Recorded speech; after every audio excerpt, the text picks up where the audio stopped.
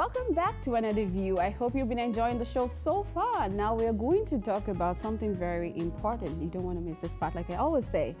So, there's this thing about African men. I don't know if we are overemphasizing the fact that we are very culture-rooted, but no, we are not, because that is the reality.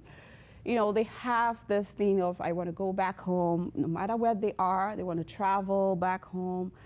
So I am just wondering if, now you're married to a Nigerian man, was that a worry for you that he would always want to go back home? Would that affect your marriage? I just want to hear from you first. To be honest, it really wasn't a worry for me. I always wanted him to be connected to where he was from. Awesome. I encouraged him as much as I could, actually, to see his mom and his siblings who are there, nieces and nephews. Actually, I would say the barrier to that for us has been his own concern about what happens politically back home, the ability to keep himself safe and to keep us safe. So, the thing they always have, there's this perception of an African man that, I'm going to lose my lineage. My kids wouldn't know where I'm from. They don't know anything about my culture. If you're married to an Igbo man, he wants you to get used to going to the village, just like the farm, like you go to farm. We have farms too, where, people go to, they want their kids to also do that. Did your wife actually, have that fear that you would come off strong and say, let's go home, let my kids know how to speak Yoruba, let my kids go and learn how to make pounded yam, let them go, learn. They just have this fear of losing out at the end of it. I think in my household it's a little opposite. She's the one that's pushing for it. Wow. Right? She's the one that's pushing to take her kids home, for me to take her back there. Wow. And kind of like your husband too. It's kind of like, okay, well, can we do it safely? Can we, you know what I mean? So she's the one that's really pushing for it. If like my parents are here, my immediate family is here, I have cousins here, they're in close proximity to me. So to me, I'm like, I've got my immediate family here. And friends too and here. My friends are here. Yeah. And I still talk to my friends that I went to elementary school with because of social media. Yes, We've true. been I able to agree. reconnect. So, I mean, I felt that, hey, maybe I don't have a need to go back, but since we've had kids, my wife is the one that's pushing me. Wow. And I may have to cave to that pressure soon. Yeah, you have to. Because, like even before we moved to Canada, like we see kids that return with their parents, that maybe he's married to a Caucasian or she's married to a Caucasian, they come back home. These kids have fun. Nigeria is fun. They go to the stream. They tend to see real stream, They tend to play. They tend to mix with other kids and kind of see reality. They go to the village. They try to cook with firewood. Yeah. I remember a family friend who went, they're Nigerians, both Nigerians, so they've been here for a very long time. They went home. These are kids that find it difficult to even cook here. But when they went home, they went back to Nigeria, they went to their father's village. It was an issue of getting them out of the kitchen because all of a sudden the son loved to cook with firewood, the idea of, shoving the stick in, blowing the fire. And he was like, oh, and when the mom said that, I'm like, sometimes we think these kids might not enjoy this thing. They had fun. When they got back, they asked their parents, when will they be going to Nigeria again? I guess maybe because it was an unusual kind of fun. But so I think the fear is there. So I think what we could do is try and also visit the team. Yeah. Put that on your calendar. Well, yeah, and I think it's important to expose their kids to our culture because that is truly my culture. Yeah. And it's really, as much as we try to do it here through like the different association stuff and events that happens, that is still not really even capturing 1% of it. Yeah, the first hand. So like, I think it's important for them to have that first-hand knowledge. So like I said, I think I'm gonna cave eventually and say, okay, let's go. But I'm still holding it down for now. I think it's, for you, Tim, you have your parents here, your siblings. So for someone like me, I have my parents, my sibling all back home in Nigeria. My in-laws, everyone is back home now. I just have my brother-in-law here in Vancouver. So it's really important that we go to Nigeria. Yep. If not for the COVID, we were supposed to be in Nigeria in December. Wow.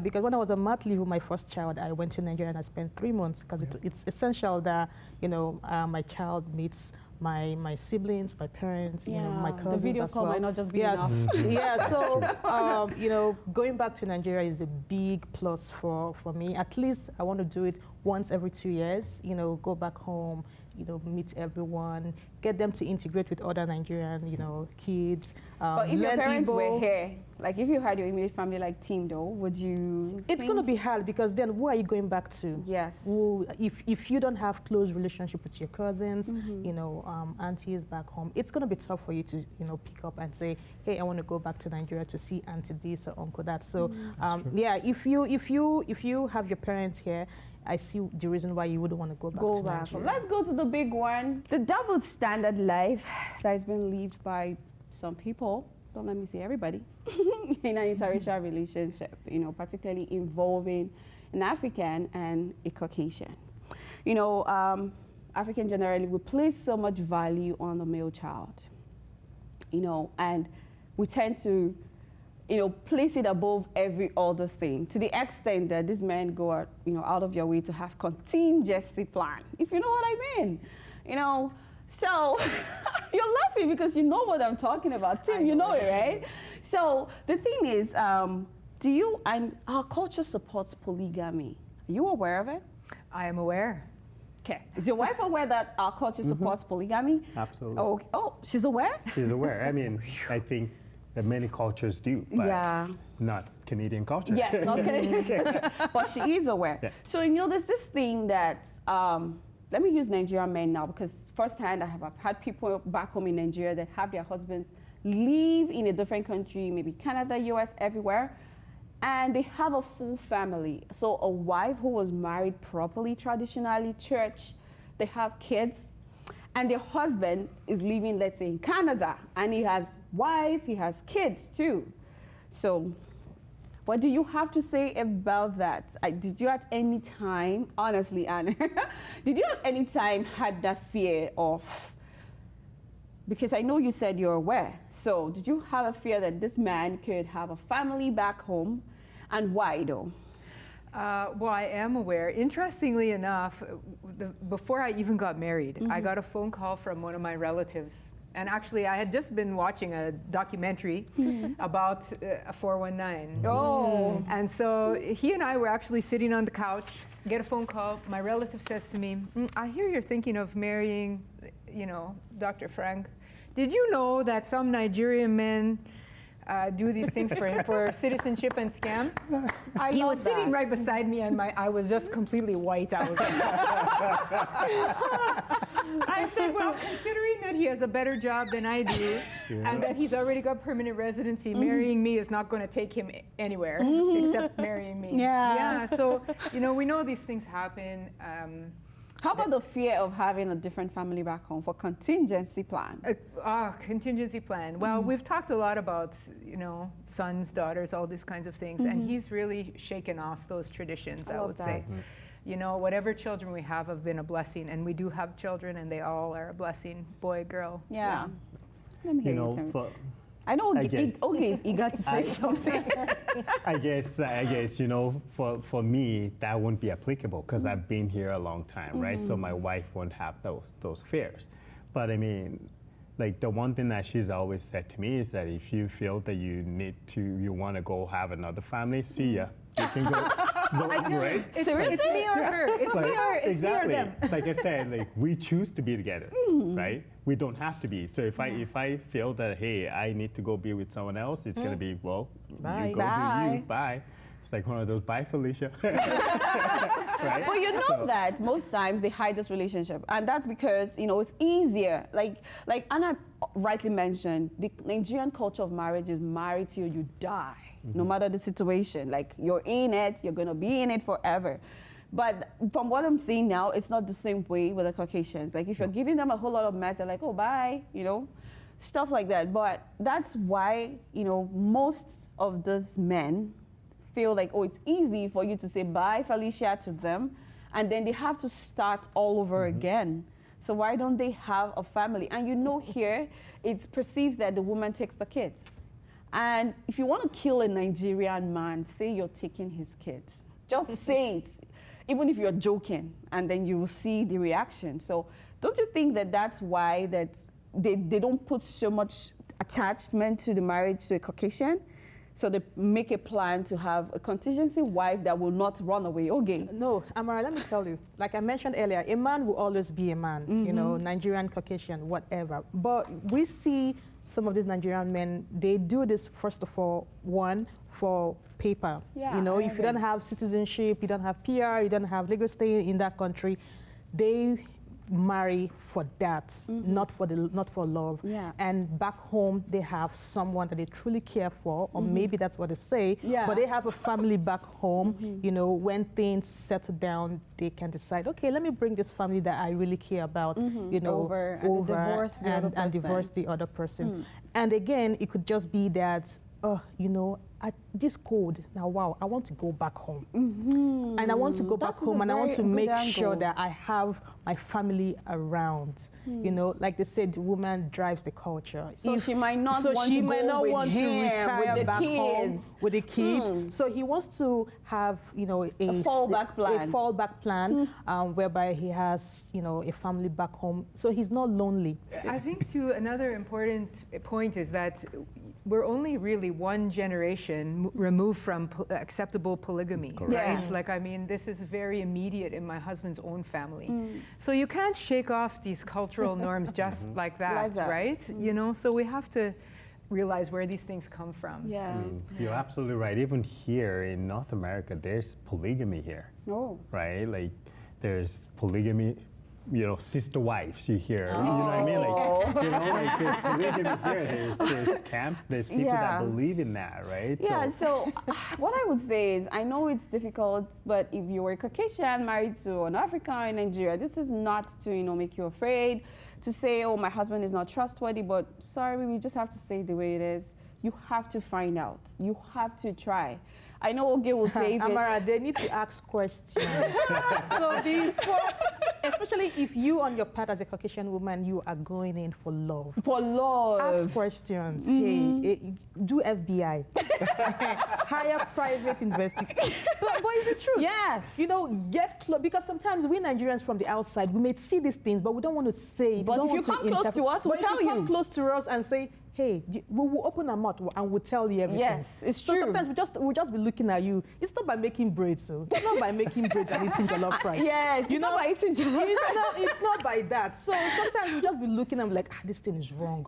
But we won't say it. We can't say it, you know? So, but if you're friends with Nigerians and you make friends with people of that culture, you know, talk to them, you know. They can even connect you with someone back home that will even go to his family. Yeah. You know, just make sure you're protecting yourself and you're protecting your Oge heart has a as very, well. very bad. She actually took the words right out of my mouth. Make sure you're with a person who's got integrity. But you see, this investigating of your future partner is a very foreign concept to us. It's a good point you're making, because we do there's that. nothing like that here. Oh yeah, please Nothing do like it. that. Please do it. Because even within Nigerian marriage, we do it. We do it. Yes. But where does trust come in, though? No, it has nothing to do with trust, Steve. You just don't want to be surprised. You know, you want to make sure that, okay, this family, are they okay? Are they sound? Are they sane? Are they safe? They will say it's due diligence. Yes. Yes, just Okay, let's talk about something that's very, very important to me too. The kids involved in interracial relationship. You know, do you perceive identity crisis? Oh yes, absolutely.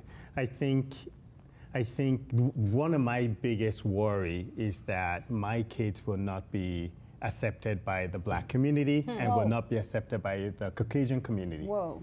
Right? So I mean that's a big worry. Obviously, you want to expose them to both. But sometimes you just don't know. You see what's going on in the world nowadays. There's a lot of messiness in the world. Yes. And you just don't want to create a whole new mess for them, right? Because I mean, they're in the middle, right? They're not Black, they're not Caucasian, they're in the middle, right? They are both in them. So just for them to feel that sense of belonging and that sense of identity, that's a big thing for me.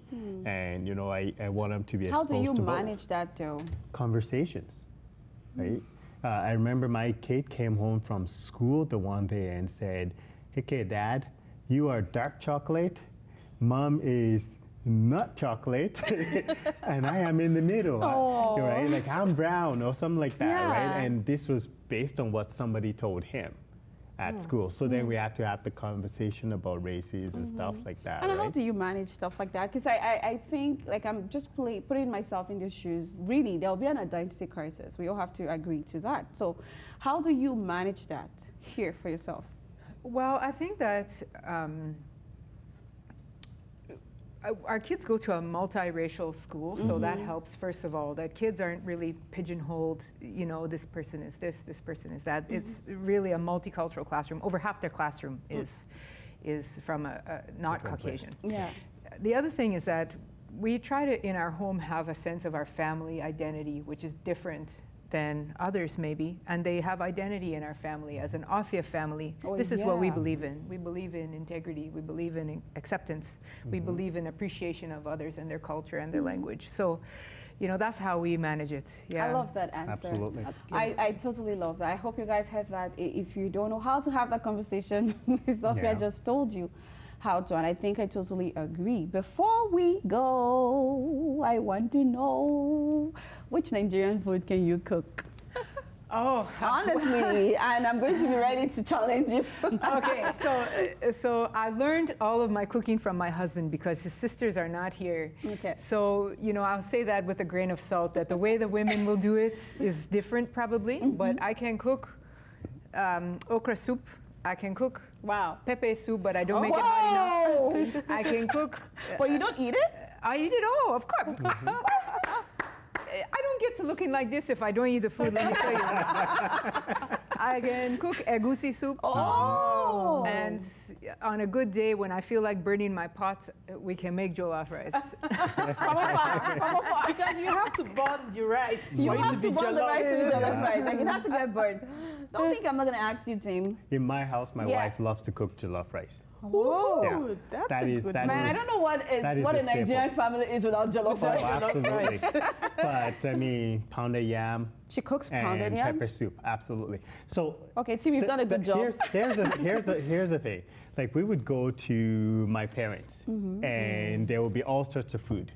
She'll be the one that takes the pounded yam and pepper soup. She only likes the pounded yam pepper soup. She doesn't like the okra or egusi into it. But she'll eat pounded yam and pepper soup together.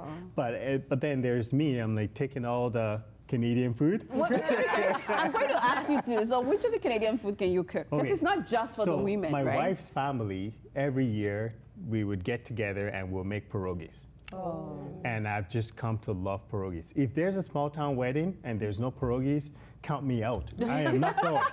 You're salting already. That's so cool. Like, to me, like, if I'm gonna travel out of town to a small town to a wedding, make sure you have pierogies because I've just come to love it. Right? Yeah. It's part of what we do together as a family. There, we all get together. We make pierogies enough to last the next year. Oh, thank Right, you so so- much, guys. We've come to the end of today's session. I hope you learned one or two things. I did.